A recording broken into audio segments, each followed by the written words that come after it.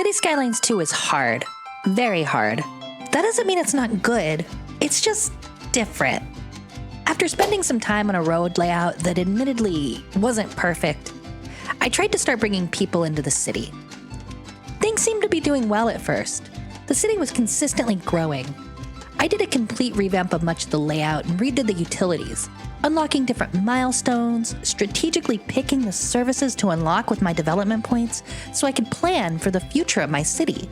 I have nearly 3,000 hours playing Cities Skylines 1, so you'd think much of this would be intuitive and second nature, but it's not. I found myself fighting with the game's tools constantly.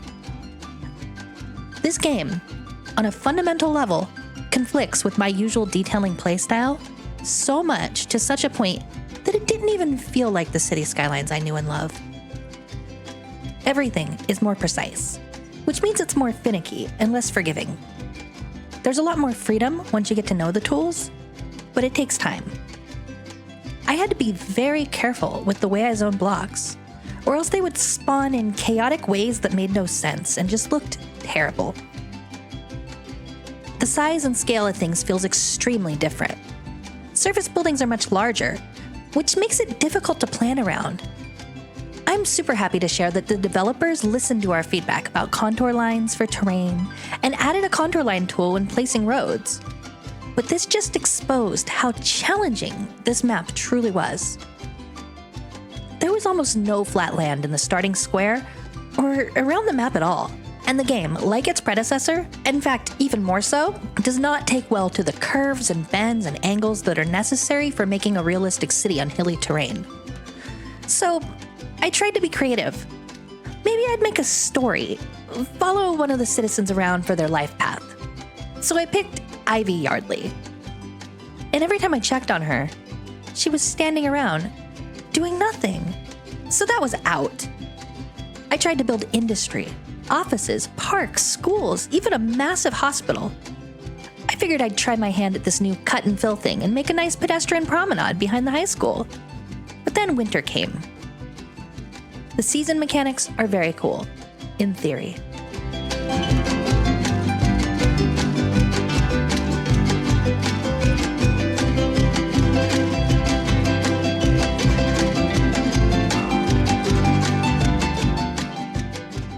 It's fun to watch the snow fall and cover the land. But in this beta version, the buildings and roads and trees all stay snow-free.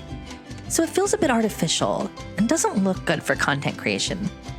I hope they fix this on release, but for now, it feels weird.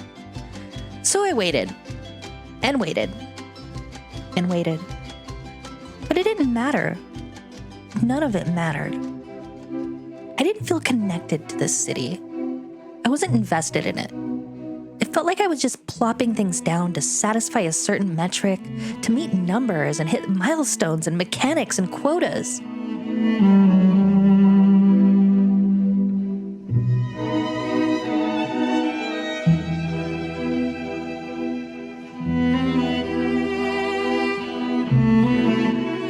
Once the snow finally melted, I took a good long look at what I'd built.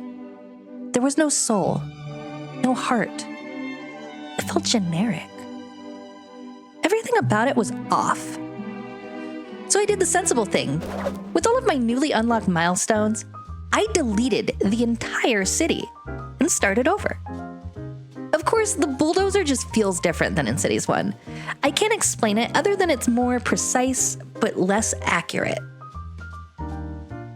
I like that you can drag over similar object types like buildings and bulldoze things, but it often misses stuff. So once I was done with the mass destruction of something I took multiple hours and days to build, I chose this area near the coast to start my second attempt at a city. I simplified everything. No overbuilt highways or crazy interchanges. Sorry, lane man. Just one more lane, please. I made a small town along the coast, centered around this railyard. The terrain was not my friend. I had to spend a considerable amount of time just making the area level enough to build something nice, and making sure that I had the train tracks coming into the area at a steady pace that wasn't too hilly and wobbly. It was a lot of work. With the small highway, it gave the town a more rural feel and acted as a good barrier to sprawl, so I extended the rail line along with it to place down the rail yard, which is required to allow for the placement of train stations and train lines. The way the game handles train tracks is significantly better than in Cities 1. It'll only let you connect them up at angles that trains can actually go on, and you have to connect up all the individual tracks to the rail yard to get it to function properly. I really love the way this rail yard looks, and I think it's a great addition to the game as we didn't have them in Cities 1.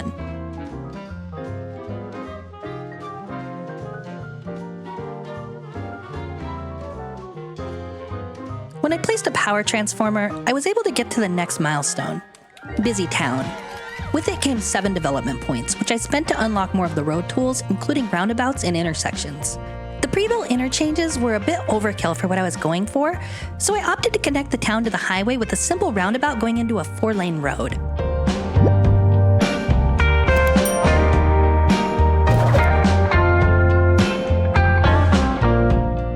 I want this town to have an outside rail connection, so the first thing I placed was a train station. I really like that you don't need a road to place ploppable buildings, which gives a bit more freedom in planning, but you do have to connect things to a road to get them to function. In order to get trains to the station, you do need to create a line to the nearest outside connection, but it's pretty intuitive and easy to do. Just don't forget to do it or they won't spawn. I'd left the forestry industry from my previous build intact, because I find industry demand in this game is nearly unlimited most of the time. So I kept it and connected it to the highway with a simple dirt road. Then I began placing utilities again, this time a simple water tower and some wind turbines.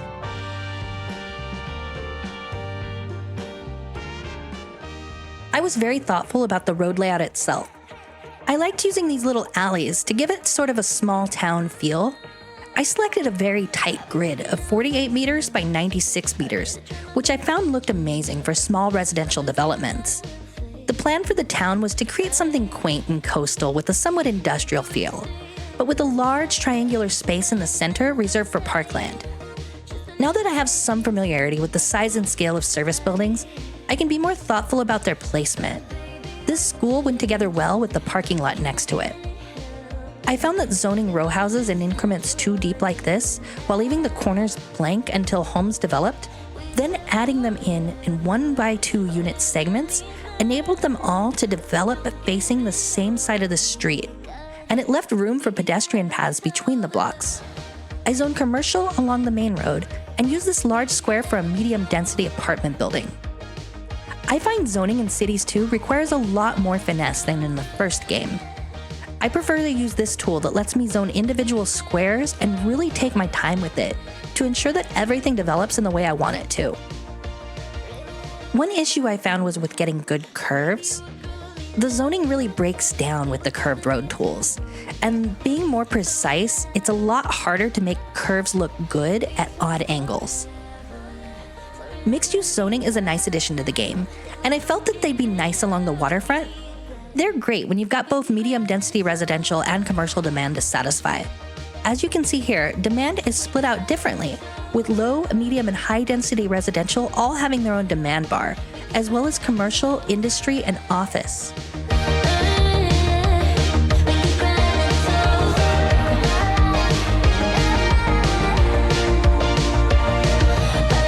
Now that I have a town layout I'm happy with, I decided to place garbage outside of town with a simple landfill along the first road by the train tracks.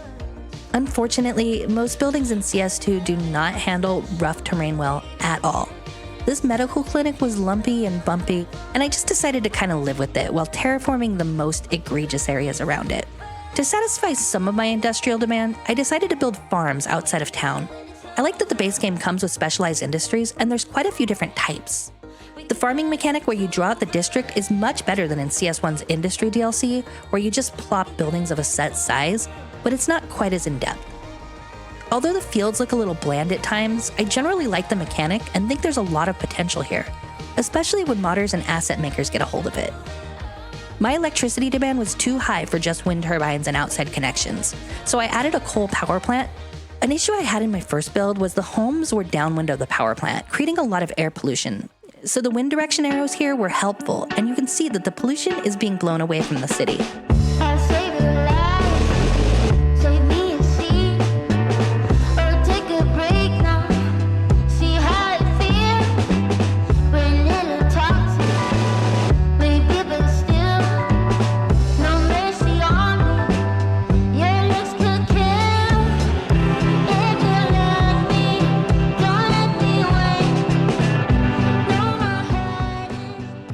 the area nearest to the highway for some zoned industry. I don't really understand why the game has so much difficulty getting zoned squares to be aligned, even when the roads are perfectly straight and at 90-degree angles.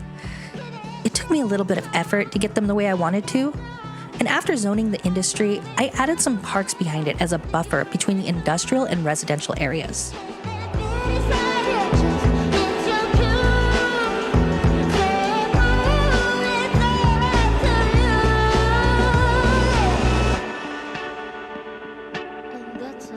This created an opportunity for some detailing, one of the few opportunities that exists in this game. Unfortunately, there's no line tool, which makes placing bushes just as tedious as in Vanilla Cities 1. In fact, the hitboxes of the trees and bushes seem to be much larger, making it more difficult to place them, and generally detailing is unpleasant. It's worth it to make a nicer looking area, but I'm still pretty sad that the detailers were mostly ignored by the devs. I hope to see some mods address this, but only time will tell.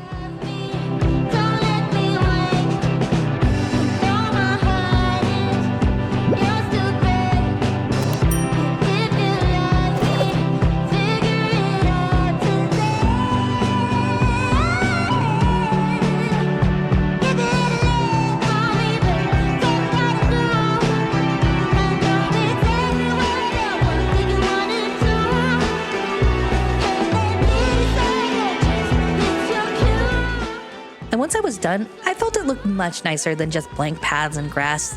And the industry buildings look amazing. They're a major improvement over the first game, and they look so good with the rail yard in the background and everything around it. For public transit, I'm just starting with taxis. The taxi depot looks nice, and I added a few taxi stands around town along busy streets. At this point, I had even more issues with zone squares not aligning along perfectly straight roads. As much as I tried, I could never get it to work correctly. I think it's just a limitation of the game, and hopefully there will be a mod to correct this, but it really should have been addressed, as it's just a tiny bit annoying.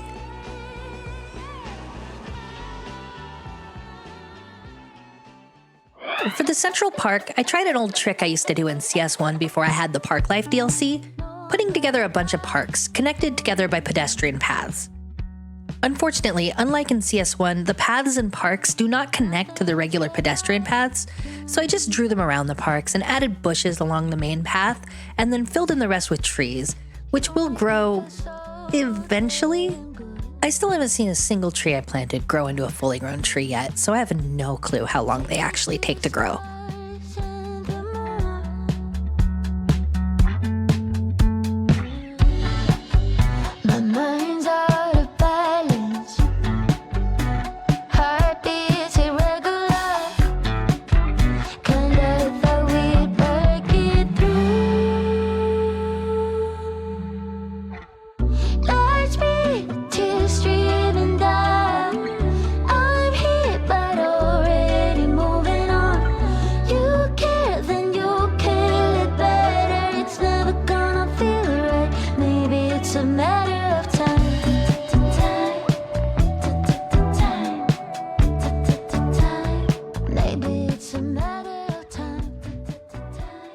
Another really cool detailing opportunity is the new road tools.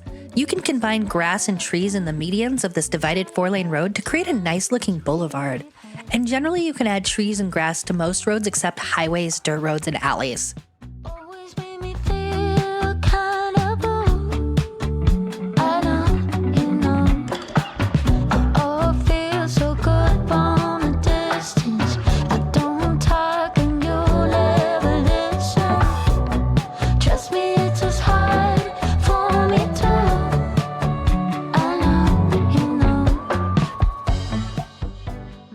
Needed to add a high school, and I had a large chunk of land available here. One of the coolest upgrades to the high school is the added football field, which I put right next to it, and then created a parking lot behind the entire campus and added some parking lots next to the train station as well.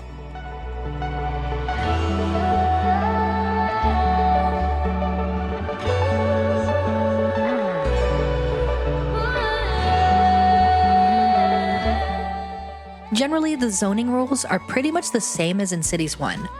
You want to keep industry separated for residential, but usually buffered by office or commercial.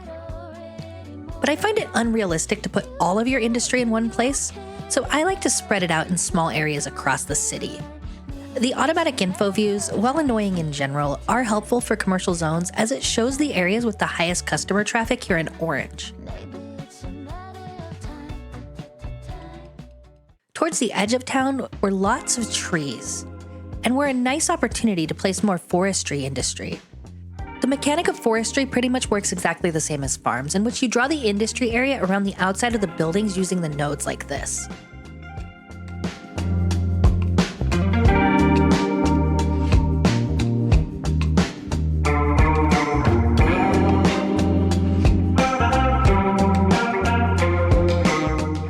Another feature of the Industries DLC that comes with the base game of Cities 2 is Postal Services. I placed a post office near the train station and had to move it around a little bit to get it flush with the corner, and it ended up looking really nice. I added a couple of upgrade wings to it to add to its capacity and allow it to spawn additional mail trucks. A new part of the postal mechanic requires you to place public mailboxes. I usually put them near busy routes in densely populated areas, typically near anywhere yellow, orange, or red. I also took a moment to upgrade the train station.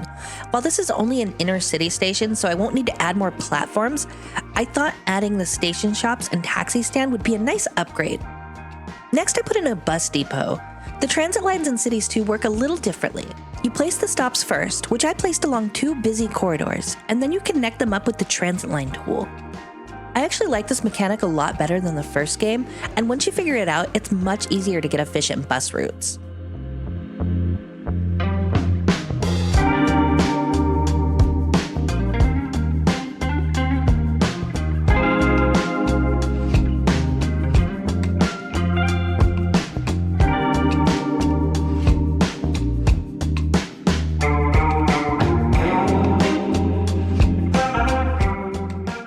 Behind the train station and bus depot, I created a little highway that'll become sort of a scenic bypass once we expand the city a little more.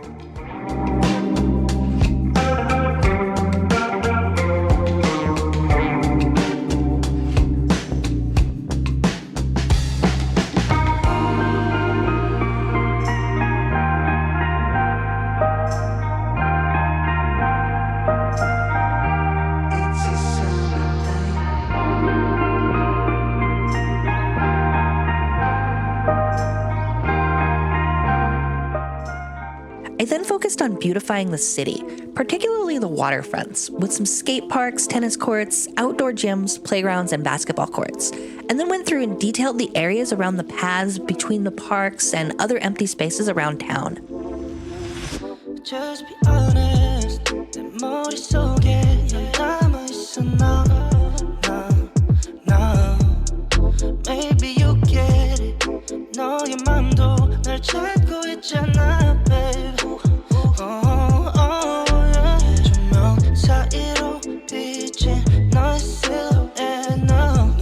끌어당겨 날 너에게로. Make me feel like I've been stuck here in time. 시간이 너무 느려. This game seems to generate a lot of really odd-shaped empty spaces that are kind of difficult to fill up, but adding some bushes to outline those spaces really helps make them look a little more official and inviting. I've been drowning in your ocean, drowning in your ocean, drowning. So don't be coming for me, 'cause you're not looking for no love. You don't understand what you're doing to me. 지우려 쓰는 내 모습이 안 보이니. Can't handle all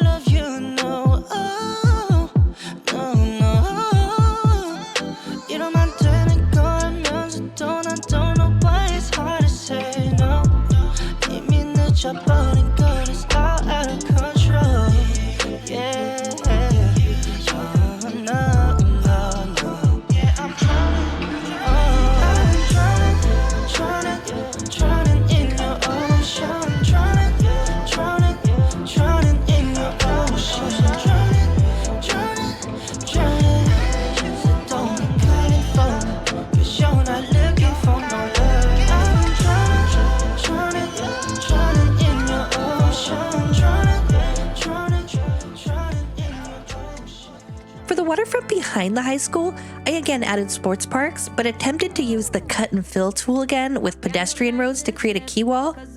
Let's just say I was only partially successful. Drive like I'm all alone and think I run the show. Cause I got a lot to learn and to go somewhere. I need to do my prayers. I need to find out how I can give in to fate. Place my hands to pray. God will lead the way. It's a shame that the game doesn't come with proper keys and seawalls, as getting the cut and fill to work properly is tricky sometimes, and I still haven't figured out how to reliably get it to activate.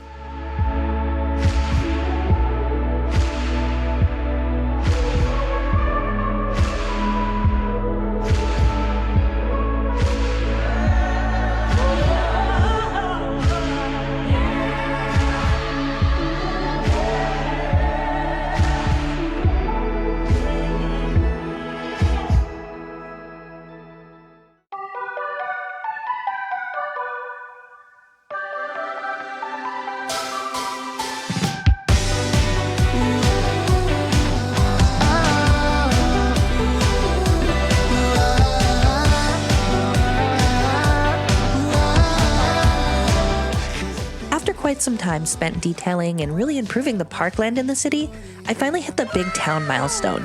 I used most of my development points unlocking various service buildings, including colleges and universities, but I saved some for the next milestone as there's a few things I want to unlock that I don't have enough points for yet.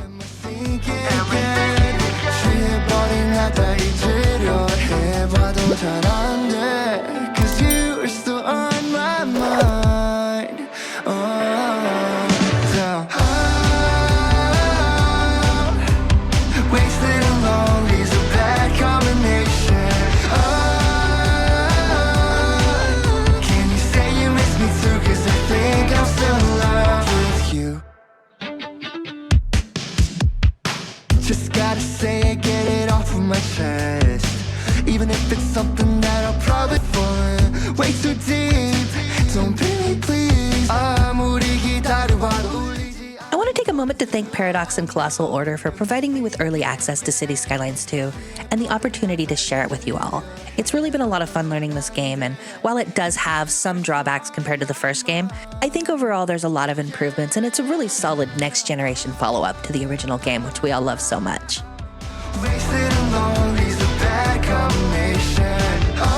And if you are new to my channel, I do a lot of different types of content around Cities Skylines 1, so if that's your thing, start here, and don't forget to like and subscribe for more great videos.